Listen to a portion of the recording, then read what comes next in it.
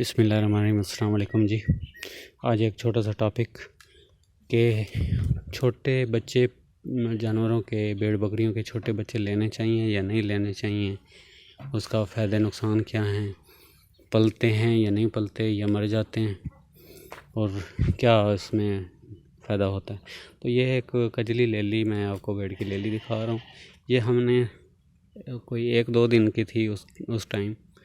ये 2020 की बात है और 24 मई को हमने ली थी। अभी 1 साल से ऊपर होगी, कुछ 1 साल और 4-5 दिन हो गए। तो मैं इस नतीजे पे पहुंचा कि छोटा बच्चा नहीं लेना चाहिए। वो क्यों नहीं लेना चाहिए? क्योंकि अगर तो आपके पास और बकरियां हैं और उनका दूध मैनेज हो सकता है, फिर भी आप तंग तो होंगे, लेकिन फिर भी यानी उस कंडीशन में पल जाएगी। अच्छा, तो ये इसको पालने में बहुत मसला हुआ, दूध का मैनेज करने के लिए हमें। तो ये एक बहुत बड़ा टास्क होता है छोटे बच्चों को पालने के लिए। और फिर इनमें यानी कभी कोई मसला, कभी दूध की कमी का मसला, कभी ये बुखार का मसला। अब हुआ क्या कि इसको हमने एक बकरी पे पाला और उस बकरी को हमने नेल्ज़ान डिवर्मिंग करवा दी नेल्ज़ान से। तो इस बच्चे को, ये उस टाइम इसकी उम्र 10-15 दिन थी, तो इसको बुखार हो गया और 2-3 दिन इसने दूध भी नहीं पिया था। अच्छा, तो फिर बुखार होने की वजह से ये कमज़ोर काफ़ी हो गई। फिर हमने ये हमारे इलाके का है, उससे रब्ता किया, तो उसने कहा कि इसको ना ब्रूफन सिरप आप पिलाते रहें सुबह शाम। तो मैंने इसको ब्रूफन इसको पिलाता रहा दिन में, सुबह शाम 5-5 सीसी, 4-4 सीसी। तो वो ठीक इंजेक्शन के साथ ना आसानी के साथ और मीठा होता है। खैर, वो बच्चे एक दफ़ा जब लग जाते हैं, थोड़ा सा उनको टेस्ट जब आ जाता है, तो वो फिर खुद ही आसानी से पी जाते हैं। अच्छा, तो ब्रूफन का बहुत अच्छा रिज़ल्ट आया हमें। फिर हुआ कुछ ऐसा कि बाद में ये ना एक किसी मसला हुआ, उसे शायद फ्लॉपी किड सिंड्रोम कहते हैं, कि वो ना यानी बच्चा ये दिन ब दिन कमज़ोर होता गया और इसके ना वो पेट के अंदर जो गोबर है वो रुकता गया, यानी ये ज़ोर लगा के वो मेंगनियाँ जो गोबर है वो करती थी। तो उस टाइम ये तकरीबन कोई 20 से 22 दिन की होगी। तो लेकिन उसका तो हमने कुछ नहीं किया फिर, क्योंकि हम देखते रहे कि जो सिर्फ ज़ोर लगाती है या रुकती हैं इसकी। तो ज़ोर लगा के करती थी, निकाल देती थी गोबर, लेकिन ये फिर चारा वगैरह खाने शुरू हो गई। और उससे फिर क्या हुआ, ज़ाहिर है जब फाइबर अंदर पेट में जाएगा तो वो जो इंटेस्टाइन है उसकी मोबिलिटी बढ़ जाती है, यानी वो जो कब्ज़ का इशू है वो ख़त्म होना शुरू हो जाता है। अच्छा, करना क्या चाहिए? अब ये देखें कि कोई ये बच्चा उस टाइम था 20-25 दिन का, तो ये उस टाइम चारे पे जाके लगा। करना ये चाहिए कि छोटे बच्चे को शुरू से ही इसको वंडा ऑफ़र करना चाहिए, इसके सामने वंडा वगैरह रखना चाहिए, और ये मुंह मारते रहते हैं। अगर वंडा नहीं रखेंगे तो ये मट्टी को मुंह मारेंगे, ज़ाहिर है इनकी फितरत है छोटे बच्चों की, भेड़ के हों या बकरी के हों। तो अब अगर हम शुरू से इसको वंडा रखते, ये वंडे पे जल्दी लग जाती और मट्टी भी ना खाती। इसने मट्टी भी बहुत खाई है, हमें बड़ी केयर करनी पड़ती थी। और ये जो कब्ज़ का इशू आया ये भी ना होता, क्योंकि इसने फिर चारा भी जल्दी खाना शुरू कर देना था। तो ये इसका मसला फ्लॉपी किड सिंड्रोम, जो फ्लॉपी किड सिंड्रोम है, उसका एक ये भी बताते हैं कि वो ना दूध ज़्यादा जल्दी पिलाने से भी होता है और ज़्यादा देर से भी पिलाने से भी होता है, यानी वो पेट के अंदर ना फ्यूम्स बनते हैं और उस वजह से। तो ये भी मसला हमारे साथ बना था। और ये जब फ्लॉपी किड सिंड्रोम मसला बना तो उस टाइम हमने वाकई 2 दिन दूध इसको बहुत ज़्यादा पिला दिया था। इधर चरवाए आते थे तो हम भेड़ों का दूध पिलाते थे, तो उस दिन इसे हमने 3 भेड़ों का दूध पिला दिया बहुत ज़्यादा। तो ये शायद उस वजह से बना था इसका मसला, फ्लॉपी किड सिंड्रोम का। तो ये 2 मसले। और शुरू में इन छोटे अच्छा अक्सर ही ना 2-3 दोस्तों और से भी बात हुई थी और उन्होंने भी 10,000 का एक बच्चा लिया था बीतल का। वो भी यानी जब घर लेके गए थे तो तकरीबन 2-3 दिन के अंदर ही वो मर गया था। उसमें भी वो इशू, एक तो बाज़ार का शायद वो दूध पिलाते थे और वो फिर दूध जो होता है उसमें इन्फेक्शन होती है, या तो उसको दोबारा से फिर बॉयल करके अच्छी तरह उसको पास्चराइज करके उसको स्टेरलाइज करके तो फिर शायद उसका फ़ायदा हो सकता है, वरना वो ज़ाहिर इन्फेक्शन जाती है। और फिर जो जानवर की अपनी माँ का दूध होता है उसका तो मुतबादल कोई चीज़ नहीं है। तो और क्या मसला आया था हमें, दूध का हो गया जी। दूध मैनेज करना, इसकी केयर करना। फिर मट्टी खाते हैं, बहुत ज़्यादा खाते हैं। अगर ये माँ के साथ भी खाते हैं और माँ के बगैर जो छोटे बच्चे हम पालते हैं वो तो ज़्यादा खाते हैं फिर। ठीक है, क्योंकि माँ के साथ अगर हों तो वो फिर भी माँ के लालच में लगे रहते हैं और सारा दिन थोड़ा थोड़ा दूध पीते रहते हैं, मुँह मारते हैं मट्टी को, लेकिन वो फिर चारे पे जब लग जाते हैं या वनडे पे तो वो फिर मट्टी को छोड़ देते हैं। अच्छा, इसमें फिर वो बुखार वाला चक्कर आया जब हमने डीवर्मिंग करवाई। तो वहाँ पे छोटे बच्चों की जो माँ है उसको 1 महीना, जब बच्चे की उम्र 1 महीना तक हो तो उसको डीवर्मिंग नहीं करवानी चाहिए ताकि बच्चे को बुखार ना हो। और फ्लॉपी किड सिंड्रोम का यही है कि बच्चे को दूध उसकी टाइमिंग आप सेट करें, बेशक 3 दफ़ा पिला दें, लेकिन 8-8 घंटे का फिर वक्फ़ा हो, ज़्यादा बेहतर यही समझा जाता है। ज़्यादा लोग तो फिर 2 टाइम पिलाते हैं, उसमें फिर 2 टाइम में पिलाने में भी आप टाइम सेट रखें, यानी 12-12 घंटे का वक्फ़ा पूरा हो। ये नहीं है कि एक टाइम पे आपने 8 घंटे बाद पिला दिया फिर आप 16 घंटे बाद पिला रहे हैं, तो उससे भी मसले आते हैं। सही है, वो अंदर फ्यूम्स बनते हैं। और ये ख़ासकर सर्दियों में ज़्यादा इशू आता है क्योंकि रातें लंबी होती हैं। गर्मियों में भी तो फिर भी मैनेज होता है 2 टाइम भी। इसके अलावा छोटे बच्चों को मसला इसको हमें आया हाँ, एक और चीज़ है जो मिस करते हैं हम अक्सर ही। कल भी शायद एक वीडियो में मैंने शेयर किया है कि जब भी एक तो वंडा 4-5 दिन का बच्चा हो तो शुरू में ही उसको देना, ताकि वो थोड़ा थोड़ा मुँह मारेगा, खाएगा तो नहीं, फिर 7-8 दिन के तक वो खाना शुरू कर देगा। नहीं तो वो अगर नहीं रखेंगे तो वो जाके 20-22 दिन के बाद वो फिर चारे को मुँह मारते हैं और फिर मट्टी भी साथ में खाते हैं। तो ये अगर इनको वंडा रखेंगे तो मट्टी भी छोड़ जाएंगे और फिर जो है वो चारा भी खाना शुरू कर देंगे और जल्दी उसकी ग्रोथ भी, फिर ज़ाहिर है 10-15 दिन पहले खाना शुरू करेगा तो उसकी ग्रोथ भी अच्छी होगी।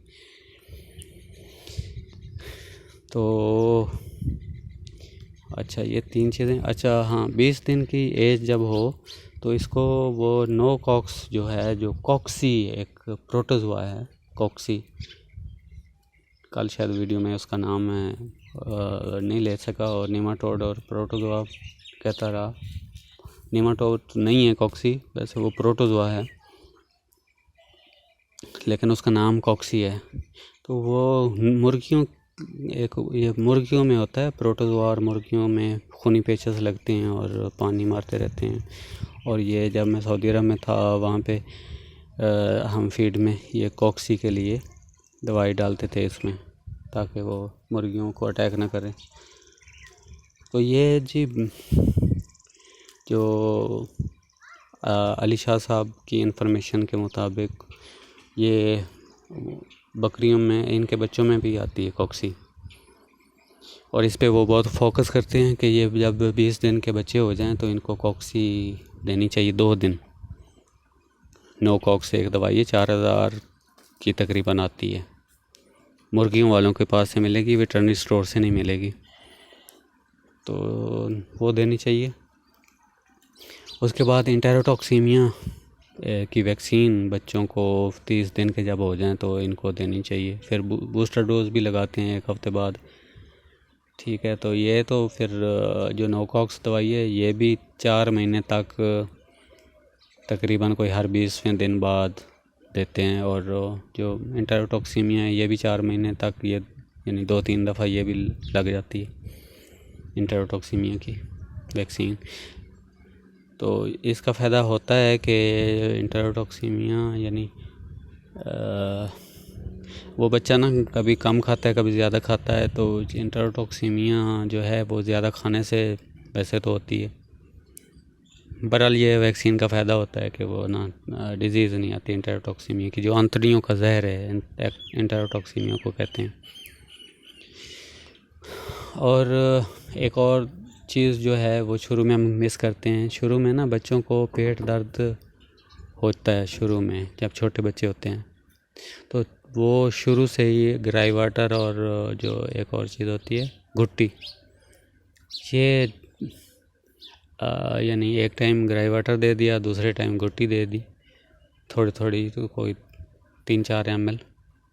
तो उससे क्या होता है कि जो बच्चों के पेट में दूध की वजह से अगर कोई दर्द वगैरह पड़े तो वो ठीक रहते हैं बच्चे। तो 7-8 दिन ये लाजमी शुरू में देना चाहिए, 10 दिन 15 दिन, लेकिन हफ्ता तो लाजमी देना चाहिए ना। ये भी हम गफलत करते हैं इसमें। फिर एक और एक इन्फॉर्मेशन मुझ तक आई थी कि छोटे बच्चों को भी वो डिवर्मिंग करवाते हैं जी, छोटे बच्चों को। तो मैंने इसका बहुत बुरा एक्सपीरियंस किया हुआ है। 1 महीने तक तो बच्चों को जो है वो डिवर्मिंग नहीं करवानी चाहिए, बल्कि उसके बाद भी कुछ वक्फे के बाद करनी चाहिए। और ये गलत इन्फॉर्मेशन मैं समझता हूँ जो मैंने इसका यानी बच्चों को बुखार हुआ उससे देखा और बच्चे बड़े वीक होते गए। तो आई डोंट नो इसके पीछे रीज़न क्या है, लेकिन ये हुआ तभी जब हमने बच्चों की माँ को और ये डिवर्मिंग करवाई। तो बच्चे 2-3 दिन दूध भी छोड़ गए और जो है उनको बुखार भी हो गया और बड़े वीक हो गए थे। और ये 1 दफ़ा नहीं हुआ था, 2 दफ़ा हमारे साथ हो चुका है। तो ये चीज़ें थी आज। एक तो छोटे बच्चे हमें लेने चाहिए या नहीं लेने चाहिए, इस ज़ाहिर है छोटे बच्चों की केयर बहुत ज़्यादा करनी पड़ती है। और छोटे बच्चे जो है जो 2-3 दिन के होते हैं वो तो बिल्कुल नहीं लेने चाहिए। बच्चा कम से कम 2.5 महीने 3 महीने का होना चाहिए। 3 महीने से ऊपर हो तो बेहतर होता है। वो यानी हर किस्म की बीमारी की जो फेजेज़ होती हैं वो भी, फेजेज़ मींस इंटेरोटॉक्सीमिया या बाकी जो बच्चों का, छोटे बच्चों में एक मसला होता है कि इनमें ना मोर्टेलिटी ज़्यादा होती है। तो 3 महीने के बच्चे में वो मोर्टेलिटी के सारे फेजेज़ जो हैं वो निकल चुके होते हैं। तो अब आगे जाके उसको ऐसा कोई मसला होना नहीं चाहिए अगर आप केयर करते हैं तो और क्या चीज़ है जी। तो ये था छोटे बच्चे असल में जो 2.5-3 महीने का बच्चा लेना, उसमें भी वो भी हमें कॉस्टली पड़ता है। और 3 महीने से कम तो वैसे नहीं लेना चाहिए, वो कॉस्टली पड़ते हैं, उनकी पढ़ाई ज़्यादा करनी पड़ती है। 3 महीने के ऊपर 4 महीने का बच्चा वो फिर यानी उसकी ग्रोथ आगे जाके सही चलती है। इस बात को मैंने ये प्रैक्टिकली देखा। और हमने जो पीछे फ्लाक निकाला है उसमें भी मैंने शेयर किया था, जो लेलों का फ्लाक हमने निकाला है उसमें भी मैंने 2-3 लेलों का जो छोटे हमने लिए थे 9-9 हज़ार 10-10 हज़ार के, उनका हमने कंपैरिजन करके भी आपको दिखाया था कि वो 3 महीने बाद 10 किलो का डिफरेंस बना गए थे। तो जब हम यानी शुरू से कमज़ोर लेंगे, यानी 3 महीने वाला, 2.5 महीने वाला, 2 महीने वाला बच्चा जब कमज़ोर लेंगे तो उसका वो वेट गेन कम करेगा। और ये प्रैक्टिकली एक वीडियो में डॉक्यूमेंटेड हम कर चुके हैं, दिखा चुके हैं। तो कमज़ोर बच्चा नहीं लेना चाहिए, छोटा बच्चा नहीं लेना चाहिए, और 2.5-3 महीने का ना हो, 3 महीने से ऊपर ही हो। और बाकी अगर आपकी अपनी बकरियों के बच्चे हैं तो उनकी केयर जो है वो उस हिसाब से, जैसे हम डिस्कस कर चुके हैं शुरू में, ग्राई वाटर और दूध की टाइमिंग का ख्याल रखना चाहिए। और फिर नो कॉक्स जो कॉक्सी प्रोटो दवा के लिए दवाई, और फिर जो है वो इंटेरोटॉक्सीमिया की वैक्सीन। सही है। वैसे तो एक और बहुत इम्पोर्टेंट कि बच्चे की बर्थ के टाइम जो वेट है आता है वो 3.5 किलो, 3 किलो, कुछ का 4 किलो, तो उसको बेहतर होना चाहिए। यानी 5 किलो का बच्चा 4.5 किलो से ऊपर बच्चा हो, जब वो उसकी पैदाइश हो 5 किलो, 5.5 किलो, इवन के कुछ 6 किलो तक भी आते हैं। अगर अब कैसे ये डिफरेंस क्यों है? ये डिफरेंस है जी, यानी उसकी बकरी को या यानी फ़ीमेल जो आपने प्रेग्नेंट करवानी है, तो उसका बॉडी स्कोर पूरा हो, उसको खुराक अच्छी मिल रही हो, उससे न्यूट्रिशन की कमी ना हो, न्यूट्रिशन उसकी पूरी रखी जाए, उसकी केयर की जाए, तो वो फिर बकरी जो है वो एक बच्चे की बजाय वो 2-2, 3-3, 4-4 भी बच्चे देती हैं। ये बड़ी बकरियां भी देती हैं, ये बीतल भी देती हैं 4-4 बच्चे, 3-3, 2-2 तो।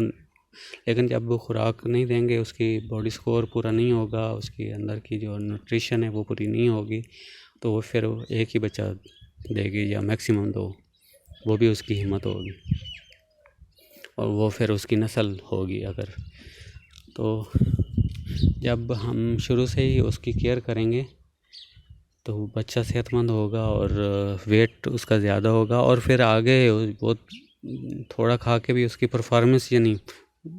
परफॉर्मेंस बेहतर होती चली जाएगी दिन ब दिन। तो ये भी एक पॉइंट है बच्चों को पालने के लिए ना, अगर आपने अपने पास रखी हुई है। तो ये आज की एक टॉपिक था, एक शेयर करना चाहते थे हम। तो आपके टाइम देने का शुक्रिया। अल्लाह हाफ़िज़ जी।